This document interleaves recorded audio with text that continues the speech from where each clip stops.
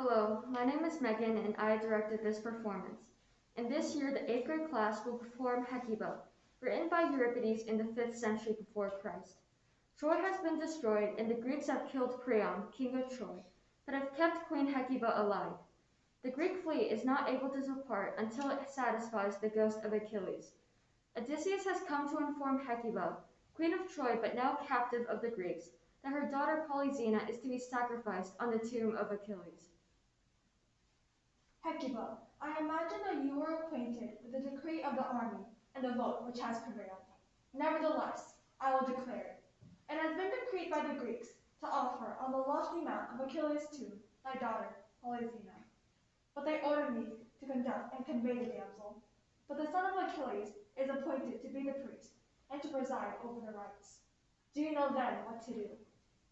Be not dragged away by violence, nor enter into a contest of strength with me, but acknowledge superior force and the presence of thy ills. It is wise to have proper sentiments, even in adversity. But she has done him no ill. Achilles should demand Helen as a sacrifice on his tomb, for she destroyed him and brought him to Troy. But if some captive selected from the rest, and excelling in beauty ought to die, this is not ours. But by thy beard which I supplicate, reverence me, pity me. Go to the Grecian army and remind them that it is a shameful thing to slay women whom ye have once spared, and that too, dragging them from the altar. But show your mercy. But the laws of blood among you are laid down alike for the free and the slave.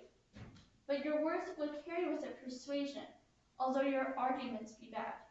For the same words from those of little character have not the same force as when they proceed from those of high reputation. There is no nature of man so obdurate, which on hearing thy groans and thy long plaints of misery would not let fall a tear. Hecuba, be advised, nor through passion be to thine enemy who gives thee good advice. I indeed am ready to preserve thy person through the means of which I was fortunate, and I say no other. But what I declare before all, I will not deny, that, Troy being captured, we should give thy daughter as a victim to the noblest man who demands her.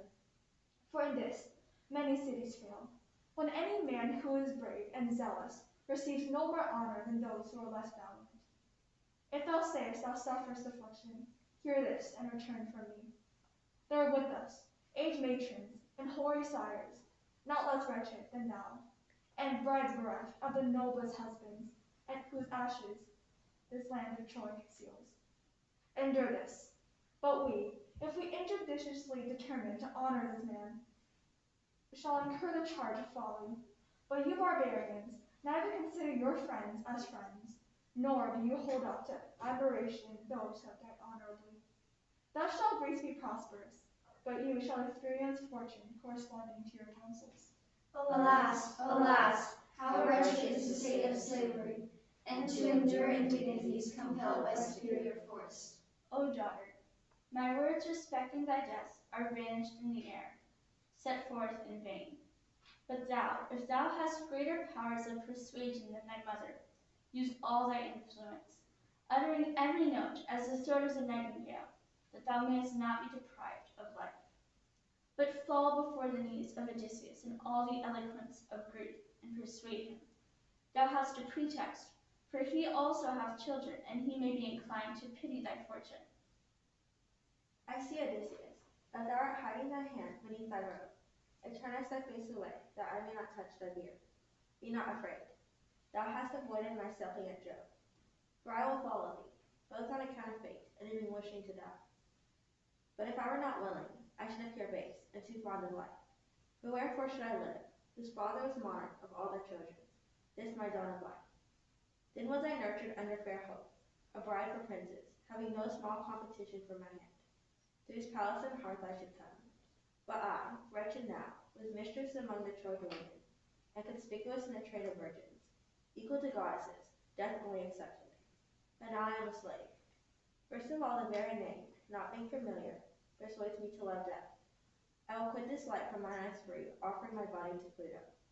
Lead on, then, Odysseus, conduct me to death. For I see neither confidence of hope nor of expectation present to me that I could ever enjoy good fortune. It is a great and distinguishing feature among men to be born of generous parents, and the name of nobility of birth among the illustrious proceeds from great to greater still. You have spoken honorably, my daughter, but in that honorable dwells grief.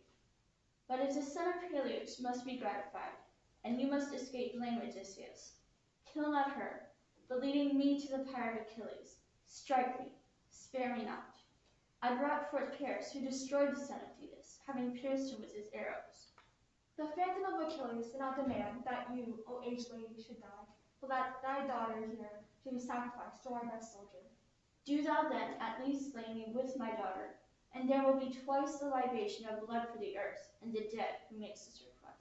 Thy daughter's death is sufficient. One must not be heaped upon another. Mother, be persuaded. And thou, son of Euripides, be gentle with the parent, with reason moved to anger. But thou, O wretched mother, contend not with conquerors. Dost thou wish to fall on the earth, and whom thy aged flesh dragged by violence, and to suffer the indignity of being torn by useful arm, which things you will suffer? Do not, I pray thee, for it is not seemly. But, my dear mother, give me thy beloved hand, and grant me to join cheek to cheek. Since never hereafter, but now for the last time, shall I behold the rays of the sun at his bright orb. Receive my last address, O mother, O thou that bore me, I am going below. And I, O daughter, shall be a slave in the light of day, Without the bridegroom, without the bridal song which I ought to have obtained.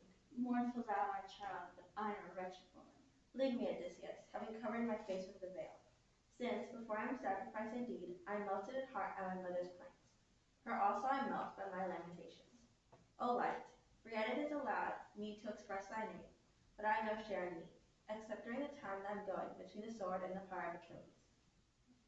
Ah me, I faint, and my limbs fail me. O daughter, touch thy mother, stretch forth thy hand, give it me. Leave me not childless. I am lost, my friends. Would that I might see the Spartan Helen, the sister of the twin sons of Jove, thus, for through her bright eyes that most vile woman destroyed the happy Troy. Gale, gale of the sea, which oft is the swift barks bounding through the waves to the surge of the ocean. Whither wilt thou bear me hapless? To whose mansion shall I come, a purchased slave? Alas, my children, alas, my ancestors, and my maternal land, which is overthrown, buried in smoke, captured by the Argive sword, then plenty and enslaved in a foreign country, having left Asia the slave of Europe, having changed my bridal chamber for the grave. Tell me, ye Trojan dames, where can we messengers find Hecuba, late the queen of Troy? Not far from thee, she is lying stretched on the ground, muffled in her robes. Twice, O lady, thou desirest we messengers to indulge in tears through pity for thy daughter. For both now, while relating the more mournful circumstances, shall I bedew this eye as it did at the tomb when she perished. The whole host of the Grecian army was present before the tomb, at the sacrifice of thy daughter. But the son of Achilles, taking Polysena by the hand, placed her on the summit of the mountain. But I stood near him, and there followed a band of illustrious youths in readiness to restrain their hands thy daughter's struggles. Then the son of Achilles took a full crown goblet of entire gold and poured forth libations to his deceased father, and being signal to me to proclaim silence to all the Grecian host. And I, standing forth in the midst, thus spoke: Be silent, O ye Greeks! Let all the people remain silent. Silence, be still. And I made the people perfectly still. But he said, O son of Peleus, O my father, accept these libations, which have the power of soothing, and which speed the dead on their way. And come, that thou may drink the pure purple blood of this virgin, which both the army and myself offer unto thee. But be propitious to us, and grant us to weigh anchor, and to loose the cables of our ships, and to return each to his country, having met with a prosperous return from Troy. Thus much he said, and all the army joined in prayer. Then taking by the hilt his sword decked with gold, he drew it from its scabbard, and made signs to the chosen youths of the Greeks to hold the virgin. But she, when she perceived it, uttered this speech: O Argives, ye have destroyed my city, I die willingly. Let none touch my body, for I will offer my neck to the sword with a good heart. But, by the gods, let me go free while ye kill me, that I may die free, to be classed as a slave among the dead, when a queen is what I'm ashamed of. But the people murmured assent, and King Agamemnon ordered the young men to quiet the virgin, But they, as soon as they heard the last words of her, who had the seat of chief authority among them, let go their hold, and she, on hearing the speech of her lords, took her robe and rent it, beginning from the top of her shoulder down to her waist, and showed her breast and bosom, beauteous as a statue, and bending her knee on the ground, spoke words the most piteous ever heard. Lo, strike of this bosom thou desirest, O youth, or wouldest thou rather under the neck? Here's the stroke prepared. But he at once resolved and unresolved, through pity of the virgin, cuts the sword the passage of her breath, and founts the blood burst forth. But she, even in death, showed much care to fall decently, and to veil from the eyes of men what ought to be concealed. But after that she breathed forth her spirit under the fatal blow. Not one of the Greeks exercised the same offices, but some scattered leaves from their hands on the dead, some heaped the funeral pile, bringing whole trunks of pines. But he that would not bring heard rebukes of this sort from him that was thus employed. Standest thou idle, thou man of most mean spirit? Hast in thy hand no robe, no ornament for the maiden? Hast thou naught to give to her so exceeding brave in heart and most noble in soul? These things I tell thee of the death of thy daughter, but I behold thee at once the most happy, once the most unhappy of all women in thine offspring. Dreadful calamities have risen fierce against the house of Priam. Such the hard fate of the gods. O daughter, which of my ills I shall first attend to, amidst such a multitude, I know not. For if I touch on any, another does not suffer me, and thence again some fresh grief draws me aside, succeeding miseries upon miseries. O state of my house, O mansions once happy, O Priam, a vast wealth possessed, and supremely blessed in thy children. And I too, this aged woman, the mother of such children. How have we come to nothing, bereft of our former grandeur, and yet still, forsooth, we are elated.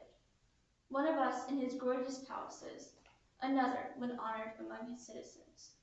These are nothing. In vain the counsels of the mind and the tongue's boast. He is most blessed to whom from day to day no evil happens. Against me was fated that calamity.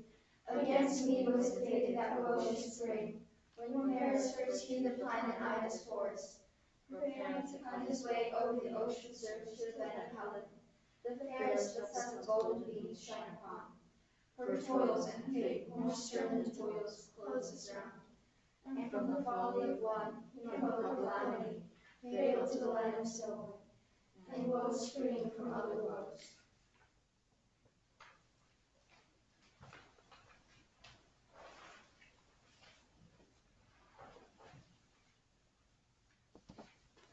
Hecuba later discovered that Polymestor, king of Thrace, murdered her last remaining son in order to steal Trojan gold. Hecuba exacted her revenge by luring Polymestor into her tent and then stabbing him in the eyes. The sons of Polymestor were killed by other Trojan women. Agamemnon finds Polymestor shortly thereafter. Hearing a cry, I am come hither, for Echo, child of the mountain rock, has sent her voice loud ringing through the host, causing a tumult. Had I not known that choice tiles were leveled by the might of Hellas, this uproar had caused no slight terror. Best of friends, for by thy voice I know thee, Agamemnon.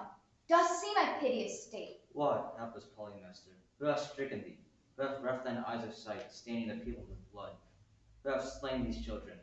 Whoe'er he was, fierce must avenge his wrath against thee and thy children. Hecuba, helped by the captive women, hath destroyed me. No, not destroyed. Far worse than that. Curb thy bold tongue, and do not, because of thy own woes, thus embrace the whole race of women in one reproach. For though some of us, and those a numerous class, deserve to be disliked, there are others amongst us who rank naturally amongst the good. To thee, Agamemnon, I say, if thou wilt help this man, thou wilt prove thy worthlessness. For thou wilt be serving one devoid of honor or piety, a stranger to the claims of good faith, a wicked host. Well, I shall say they delightest in evildoers, being such among thyself, but I rail not at my masters.